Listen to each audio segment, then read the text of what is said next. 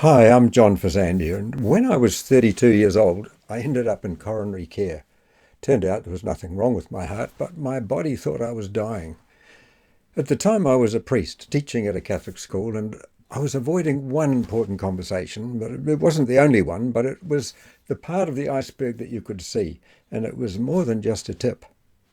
I needed to tell my provincial superior that I wasn't happy teaching, that it wasn't working for me and I needed a change, but I couldn't say it. I'd taken a vow of obedience. I was young and strong and I was supposed to do what I was told, and somewhere deep down, I was worried that I would upset someone. Crazy, I know. So I didn't say anything, and the stress finally caught up with me. I carried the unspoken conversation that teaching wasn't where my heart lay for over 2 years. I didn't talk about it or about the many other difficult conversations that I needed to have but was avoiding. Well, first came the headaches, then the stomach problems. I had a whole term off teaching with those, but I never really addressed the procrastination. I felt exhausted all the time. My enthusiasm for the work disappeared and I ignored it all until one day my body refused to be ignored anymore. They put me in coronary care because they thought it was my heart. It wasn't my heart. That was as clean as a whistle. It was stress from the conversation that I wouldn't have, the procrastination, the avoidance. And all the while, I'd been ignoring the cost it was having on my body and my mind. I'd been in the hospital coronary care unit for a week because of the stress that not speaking up had on me. That hospital stay was the breaking point. But even then, I needed coaching to actually have the big conversation that I'd been avoiding. I suppose if it was easy, I would have done it long ago. When I finally sat down with the boss, the provincial, and told him I no longer wanted to teach in a school, he wasn't happy with what I told him, but I felt immediate relief.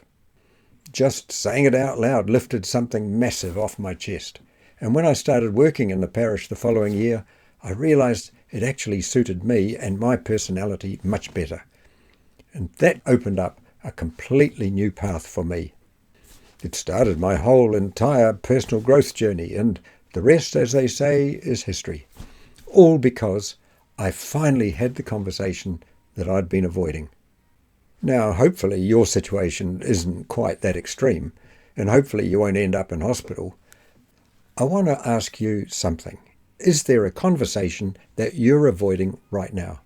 Maybe it's a performance issue you've noticed for months, or maybe it's accountability that's slipping. Maybe it's someone's behaviour affecting the whole team.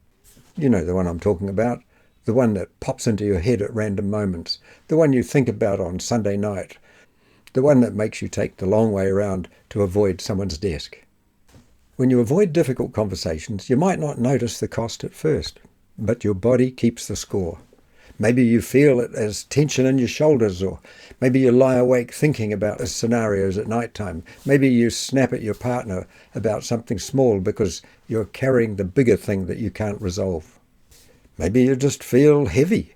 And here's what makes it worse. Your team knows. They can see that you're avoiding it. They watch you make excuses. They notice when you change the subject or suddenly get busy. Every day that you wait, the conversation gets harder, the problem gets bigger, the mental load gets heavier. Here's what the avoided conversation is actually costing you. First of all, your mental energy. Instead of focusing on strategy, on growing your team, on work that you actually love, you're using your brain space to rehearse conversations that you're not having. Your credibility. When you avoid difficult conversations, people notice. They start to wonder if you'll address anything that's hard. They lose trust in your leadership. Then you also lose your weekends. That rumination doesn't stay at work, it follows you home. It sits with you at dinner. It's there when you're trying to relax. And most importantly, it takes your opportunity to actually help someone. Because sometimes that person that you're avoiding, they don't know there's a problem. They can't fix what they don't know is broken. And the conversation can actually help them. Now, I'm not here to tell you just to be braver and have the difficult conversations that you've been avoiding, because that's not helpful. You already know that you should have that conversation. What I learned from my own experience and from working with hundreds of managers since then is this. The conversation you're avoiding is affecting your quality of life right now. Not dramatically, not in a way that lands you in hospital immediately, but in small ways every single day. The slight tightness in your chest when you see their name on your calendar, the mental rehearsal that takes up space that you need for other things, the tiny erosion of your confidence each time you choose to stay silent. So here's a suggestion if you've been avoiding a difficult conversation or two. Not to take action, not to book a call, just notice. What conversations are you avoiding right now? How long have you been carrying it? And what does that feel like? Just sit with that for a moment, because awareness is the first step. You can't address what you won't acknowledge. And above all, be gentle on yourself. There's no need to beat yourself up about what you're doing or not doing. Just become aware to start with. And you can change when the time is right. I'm John Fazandia, and thanks for watching.